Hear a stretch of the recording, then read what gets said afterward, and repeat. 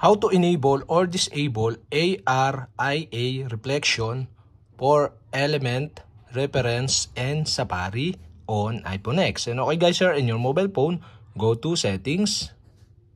In settings, scroll down and go to Safari. In Safari, scroll down again. And below, you can see the advanced. Okay, go to advanced. Here in advanced, below of this, you can see the experimental features. So, okay, you'll have to stop this.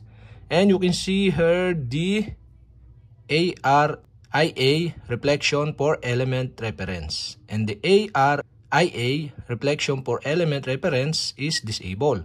To enable this, you'll have to do is switch on the switch button on the right side. And okay guys, we have successfully enabled. And to disable again, you'll have to do is switch off the switch button on the right side. And okay guys, we have successfully enabled or disabled ARIA reflection for element reference in Safari on iPhone X.